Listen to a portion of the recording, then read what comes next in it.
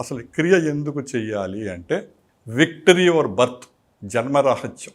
మనం అనేక జన్మలు వెళ్తున్నాం. ఈ ఉచ్ఛ్వాస నిశ్వాసలో మిమ్మల్ని కాలానికి అతీతంగా తీసుకెళ్ళిపోతున్నాయి. అనేక వేల సంవత్సరాలు దాటి ముందుకు వెళ్ళిపోతున్నారు మీరు. 180 బ్రెత్లు తీస్తే 1 సంవత్సర కాలం దాటి ముందుకు వెళ్ళిపోతున్నారు మీరు. సో మీ మీద ఎటువంటి గ్రహాలు పనిచేయవు, ఎటువంటి కర్మలు పనిచేయవు. ఎందుకంటే మీరు బియాండ్ ద టైం వెళ్తున్నారు. మీరు సత్యంతో ఉన్నారు, పరమాత్ముడితో ఉన్నారు. పరమాత్ముడు మనం మంచి పని చేసినా, చెడ్డ పని చేసినా, దొంగ పని చేసినా, ఏ పని చేసినా శ్వాస జరుగుతూనే ఉంది.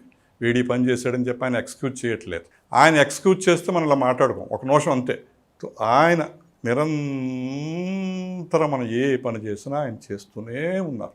ఆయనకి మనం ఏం చేస్తున్నామని ఒక ప్రశ్న వేసుకుంటే సరిపోతుంది. ఎప్పుడైతే అది అర్థమైందోనే పరమాత్ముడికి నేనే శ్వాస చెయ్యాలి అనే విషయం ఎప్పుడైతే అర్థమైందో మొత్తం అంతా బోధపడిపోతుంది. అక్కడే ఉంది చిక్కుముడి. ఈ క్రియాయోగాన్ని బ్రహ్మ విద్య అంటారు, సిద్ధ విద్య అంటారు. ఎవరైనా సరే ట్రూగా గురువుల ద్వారా ఈ శ్వాసను పట్టుకున్నాడు, బ్రహ్మ విద్యలో ఉండే, సిద్ధ విద్యలో ఉండే, క్రియా విద్యలో ఉండే అందరికీ సేమ్ రిజల్ట్స్ వస్తాయి. దాంట్లో ఎటువంటి తేడా లేదు.